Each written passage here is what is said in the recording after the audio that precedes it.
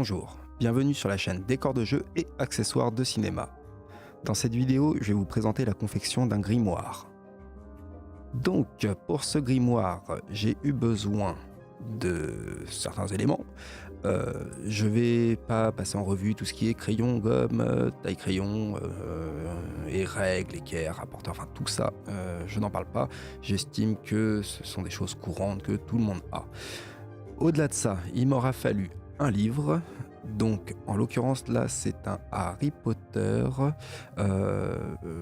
C'était pas un choix. Bon, c'était pas du tout faire un grimoire avec Harry Potter.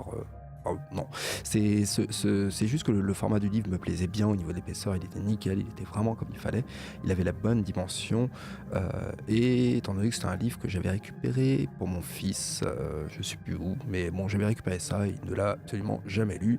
Ensuite, des chutes de planches, la photo est générique là, mais j'ai utilisé des chutes de contreplaqué, je crois que c'est du 5 mm pour la tranche, et pour les couvertures c'est du 3 mm ou du 2 mm peut-être, enfin c'est très très fin, c'est de la récup, hein. Ça c'était que de la récup, des petites chutes qui me restaient. J'aurais bien fait ça, surtout pour la tranche qui est apparente, j'aurais bien fait avec autre chose que du contreplaqué, mais on verra pourquoi après. Ensuite, une scie sauteuse, du cuir. Alors pour le cuir, ça vaut quand même très cher. Vous pouvez utiliser du Sky, mais là ça risque d'être problématique pour certains éléments comme les fils, où on verra le dos du Sky. Donc vaut mieux utiliser du cuir. Et voilà, donc pour le cuir, ça c'est une chute qui me reste, que j'ai pas payé.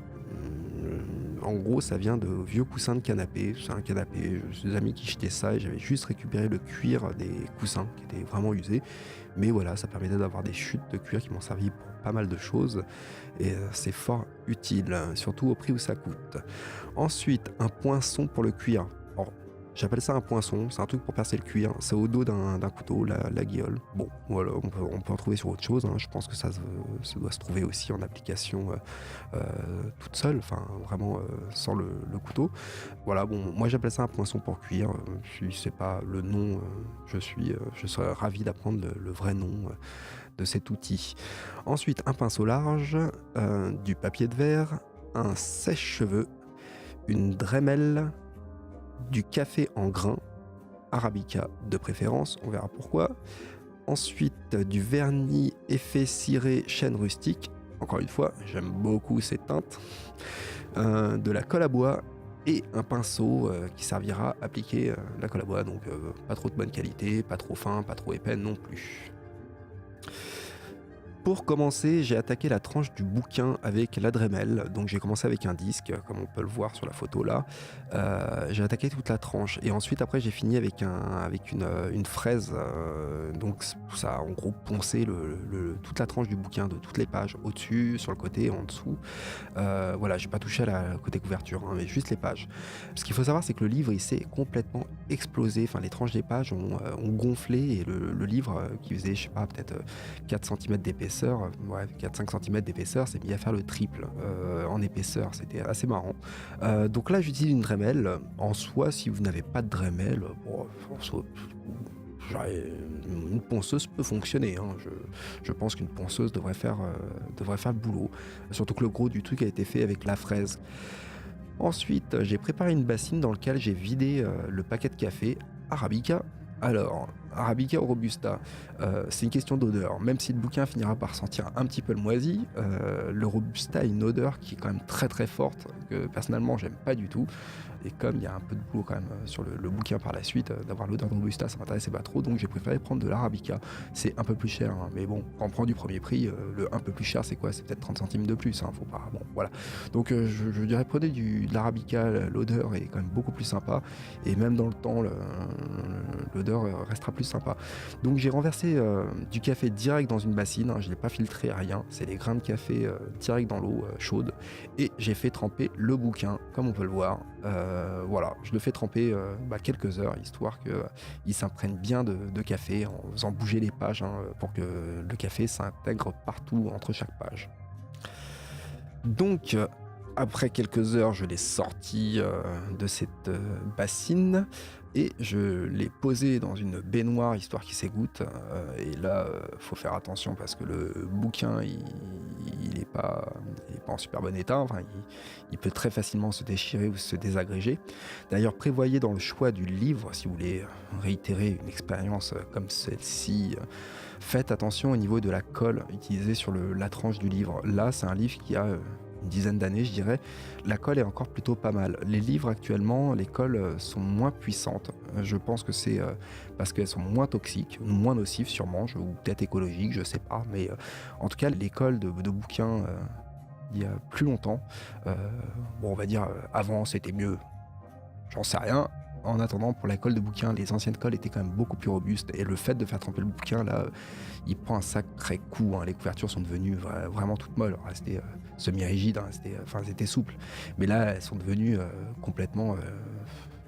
c'est mou comme du tissu, quoi, à la fin, les couvertures. La tranche a plutôt bien résisté sur ce livre-là, ce qui est plutôt pas mal. Avec un livre beaucoup plus récent, je sais pas s'il aurait survécu et si toutes les pages ne seraient pas barrées. Donc faites bien attention quand même à la manipulation à ce moment-là. Hein. Donc voilà. Donc là, je l'ai sorti, je l'ai posé dans la baignoire histoire qu'il s'égoutte, hein, quelques heures pour qu'il perde bien un maximum de café.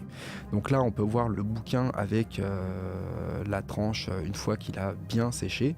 Donc le bien séché, c'est relatif, hein, parce que je pense ça prend plusieurs mois à sécher comme ça. Pour en avoir fait un autre il y a quelques années, un bouquin, il y a une dizaine d'années, j'en avais fait un truc comme ça, que j'avais gardé et je crois que 6 mois après, il était encore trempé dedans. Enfin, il était encore bien humide avec des bonnes traces de moisissure, ce qui donnait un cachet assez certain. Hein, mais voilà, donc bon, forcément, le livre fermé, l'air ne passe pas et ça a du mal à sécher. Voilà, oui, évitez l'étendoir aussi, hein, de mettre un étendoir. Déjà, d'une, il va se désagréger et de deux, vous risquez de faire un sacré marque-page dedans. Hein, donc, posez-le, essayez de le changer de temps en temps de sens. Voilà, moi je l'avais posé, après je l'ai mis devant un chauffage, je crois, un chauffage électrique à quelques, peut-être, je sais pas, 50 cm, 1 mètre devant, pour l'ouvrir un petit peu en éventail, pour le faire sécher un petit peu. Donc là, voilà, là on voit le stade où il a quand même plutôt pas mal séché, les tranches sont plutôt sèches, l'intérieur est encore bien humide, mais il est plus imbibé d'eau. Ensuite, à ce stade-là, c'est pareil, il faut enlever tous les grains de café, parce que j'ai bien dit que j'avais mis le café dans l'eau directe. Et donc, entre chaque page, il y a des grains de café partout. Donc, enlevez-le. Et si possible, faites-le à l'extérieur, parce que si vous faites ça dans la cuisine, je crois que votre femme va pas forcément être contente. Ça va faire un peu zone de guerre. Hein. Au niveau salissure, je crois qu'on obtient un niveau... assez élevé. Hein. Autant le plâtre, tout ça, bon oui c'est sale, ça fait de la poussière et compagnie, mais là ça se met partout les grains de café, en plus c'est noir, après avec la flotte autour, ça fait des grosses traces. Enfin voilà, ça devient vite, très vite, très cradingue. C'est pas dur à nettoyer, mais c'est assez décourageant. Donc je vous conseille de le faire dehors, ou si vous n'avez pas le choix, de le faire à l'intérieur avec un conjoint ou une conjointe compréhensive ou compréhensif. Ensuite, avec mes chutes de bois, j'ai préparé les 2 couvertures que j'ai fait un peu plus larges. Donc là, c'est du contreplaqué très fin de 3000 que j'ai percé, vous allez comprendre pourquoi. Et j'ai fait la tranche dans du contreplaqué que j'ai percé aussi et que j'ai verni. À savoir, c'est que j'aurais préféré avoir un morceau de bois massif. Donc le choix de la teinte foncée, même s'il fallait une teinte foncée de toute façon, donc ça tombait bien. C'était pas problématique, mais s'il m'avait fallu une teinte claire, il aurait fallu du massif et surtout pas du contreplaqué, parce que sur les côtés on a les différentes couches et pour un grimoire, je sais pas, ça va pas trop avec l'époque. Si on veut imaginer vieux grimoire et compagnie, vaut mieux quelque chose de massif et de pas voir les rainures de contreplaqué. Donc là, bon, en gros c'est sombre, on voit pas les rainures, c'est très bien, mais voilà, tout dépend de l'application que vous voulez en avoir après et ce qu'il est censé représenter. Ensuite, j'ai peint cette tranche en noir pour être sûr qu'il n'y ait pas de partie apparente comme on peut le voir ici. Et j'ai collé une bandelette de cuir dans la partie de quoi, comment on appelle ça, la face, la tranche. La tranche du livre. Donc j'ai collé un morceau de cuir, je l'ai collé à la colle à bois. ça va, ça a tenu, parce que le cuir, la colle à bois, souvent, c'est pas terrible, ça tient pas des masses, mais là, je dirais que c'est bien, ça a tenu, étrangement. Sinon, j'aurais mis de la néoprène, mais bon, là, je l'ai fait à la colle à bois et c'était bien. Donc j'ai collé, comme on peut le voir, cette surface de cuir pour refaire la relure, en fait. Vous allez voir pour la suite. Ensuite, j'ai découpé des parties de cuir. Vous allez comprendre la forme des parties de cuir après. Bon, j'ai découpé mes parties de cuir et ensuite je les ai percées avec mon poinçon de cuir, tous les 1,5 cm je crois, enfin, voilà, bon, ce qui correspond au trou que j'ai percé sur la planche et sur les couvertures. Ensuite, j'ai découpé des lamelles de cuir, comme on peut le voir ici, pour faire des ficelles de cuir. Donc elles font 5 mm de large en moyenne, hein, c'est pas un truc près. Et justement, c'est là où le sky peut être problématique, parce qu'on va voir les coins et on va bien voir les petites fibres de tissu qui sont pas du tout cuir, et c'est un peu dommage. Donc si vous n'avez pas le choix, essayez au moins de faire les ficelles en cuir, ce sera pas plus mal. Après, je pense que c'est trouvable de la ficelle de cuir, à peut-être pas très cher. Je ne sais pas. Bon, là en l'occurrence, c'est de la grande chute et je découpe des grandes longueurs, ce qui me fait une ficelle de cuir. Donc j'ai un stock comme ceci. Ensuite, j'ai fixé les deux couvertures. J'ai collé d'abord les deux planches de chaque côté du livre. C'est collé sur la couverture avec de la colle à bois. Et ensuite, j'ai fixé la reliure en fait en bois que j'ai tissé, on va dire, enfin que j'ai cousu ou tissé comme on veut avec les fils de cuir. Entre la reliure que j'avais collée sur le livre et les deux autres parties, la partie qui va venir devant et la partie qui va venir derrière le bouquin, sur la couverture avant et arrière, qui sont pris en fait ensemble avec ce fil de cuir et qui vient se prendre dans cette reliure en bois. Donc j'ai fait tout le tour de la tranche pour que ça tienne. Ensuite, j'ai collé le cuir de chaque côté de la couverture, juste la partie extérieure, hein, de chaque côté. J'ai replié vers l'intérieur et j'ai repercé les trous là où j'avais pré-percé dans la planche en bois. J'ai repercé en fait avec le poinçon toutes ces parties-là pour y faire passer le fil de cuir. Voilà ce que ça donne. Voilà. Ensuite, je replie le cuir vers l'intérieur et je vais passer ces fils de cuir au fur et à mesure dans les trous et je fais des boucles. Donc je fais passer le cuir dans le trou avec un petit tournevis et je le fais passer en force. Ce que j'ai fait au bout du cuir pour pas qu'il se désagrège au bout de 3 trous, j'ai mis une couche de super glue. Donc ça je l'ai pas mis dans les trucs de départ, mais j'ai mis une bonne couche de super glue en fait tout au bout, histoire d'avoir un bout très très dur, ce qui permet de faire comme une aiguille sur le fil. Même si c'est pas suffisant tout seul, ça permet au tournevis de pouvoir ne pas couper en fait la partie de cuir. Si jamais votre cuir, votre bande de cuir, et ça m'est arrivé peut-être à 2 ou 3 endroits là, n'est pas assez long pour faire toute la reliure, en partant du bas jusqu'en haut, j'ai coupé bien au scalpel, bien net de chaque côté de mon fil, et j'ai collé à la super glue très discrètement, ce qui fait que ça ne se voit pas, absolument pas du tout. Mais en réalité, il y a des raccords et il y a des longueurs. Je n'ai pas fait de nœud, parce que le nœud, on l'aurait vu. Maintenant, le cuir, pour le salir, pour lui donner un peu plus de caractère, même si le cuir était fort usé, il vient d'un vieux canapé qui doit être de Mathusalem. J'ai récupéré ça il y a 10 ans, ces chutes-là, et il avait bien 20 ans de vie, ce canapé, peut-être 30 ans, enfin voilà.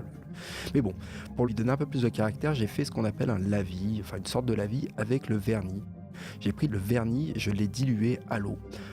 Avec le recul, j'aurais dû le faire plus à l'eau déminéralisée. Là, je l'ai fait à l'eau normale. Mais voilà, j'ai fait une sorte de base de lavis et j'en ai passé au niveau de toutes les coutures, de façon assez agressive, hein. J'ai plutôt bien chargé pour venir teinter l'arrière du cuir, en fait, la partie daim, enfin un petit peu daim là, comme du daim. Voilà, donc ça permet d'éviter d'avoir ce truc très très très clair en fait. Donc j'ai passé du lavis et après j'en ai passé sur le reste de la couverture de façon moins opaque, enfin moins chargée. Donc voilà pour ce qui est de ce livre. On peut voir, enfin ce grimoire, on peut voir le résultat final. Euh, de ce grimoire. Après le choix de laisser les ficelles qui dépassent, voilà, c'était une question de goût, hein. Voilà, c'était bon.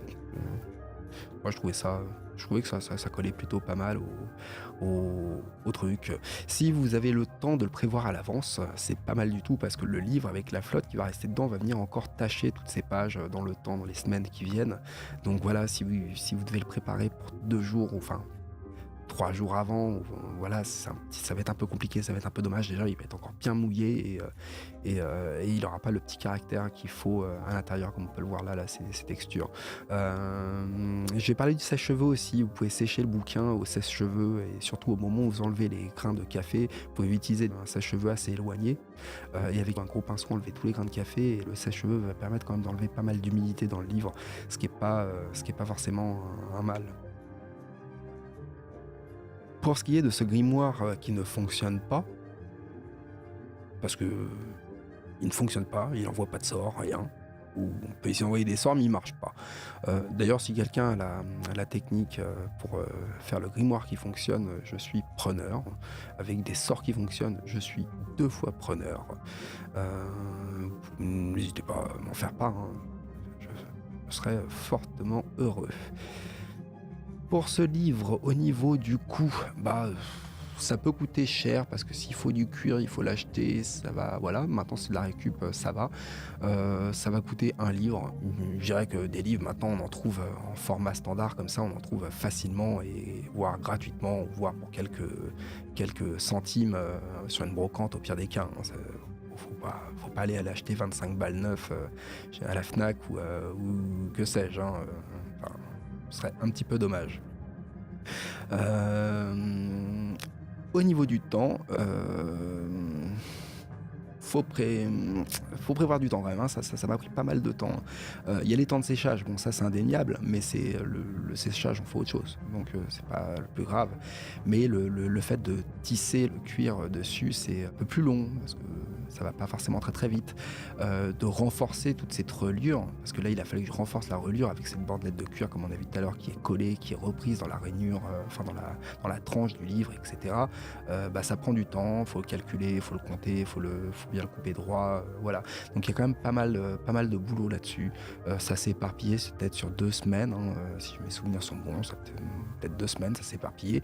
Et je dirais qu'il y a peut-être 2 jours de boulot, hein, voire 3 peut-être. Bon, c'est pas non plus faramineux, mais par rapport à certains trucs de modélisme, non, c'est pas faramineux. Mais pour un petit accessoire comme ça, c'est quand même relativement long. J'espère que cette vidéo vous donnera des idées pour faire vos reliures de livres comme ceci. Si vous comptez faire tous les livres que vous souhaitez lire, bonne chance. À part si vous lisez très très peu, à la limite, pourquoi pas. Ça peut être fun de lire un livre avec une reliure comme ça. Ça peut être marrant. Sinon, essayez sur autre chose, hein. Le café et le papier, ça fait des choses plutôt pas mal. C'est assez marrant. C'est assez marrant. En tout cas, relevez bien le coup de poncer avec une Dremel ou une ponceuse, à la limite, la tranche du livre fait vraiment, vraiment toute la différence. Et ça, c'est absolument introuvable et introuvable dans le commerce. Les livres effets usés sont ridiculement mauvais, généralement. Enfin, c'est pour ça qu'il a fallu que je fasse un grimoire, hein, où il faut trouver un vieux livre d'époque qui est déjà fortement abîmé, ce qui est quasiment introuvable. Et généralement, il n'est pas forcément abîmé non plus, en fait. Donc là, voilà. Et les trucs faits industriellement au niveau des tranches, c'est toujours naze. C'est vraiment pas terrible. C'est vrai que je suis parti d'un livre tout fait parce que t'es pas censé a priori d'avoir de plan serré sur ce qu'il y avait dessus. C'était du plan lointain, donc c'était pas grave, fallait qu'on voit que ce soit écrit, mais on ne pouvait pas lire, on ne voyait pas la typo. Donc ça ne posait pas de problème. Il aurait pu y avoir une technique de refaire tout un livre avec toute la reliure et toutes les pages, chose qui aurait été beaucoup plus longue, mais j'avais pas à le faire ici. Mais je pense que dans une vidéo future, ça arrivera. Je vous montre un tel livre en fait entièrement fait de toutes pièces. C'est pas prévu pour l'instant, hein, mais que sais-je, hein, peut-être que ça se fera. Donc je vous souhaite de bonnes créations et à bientôt.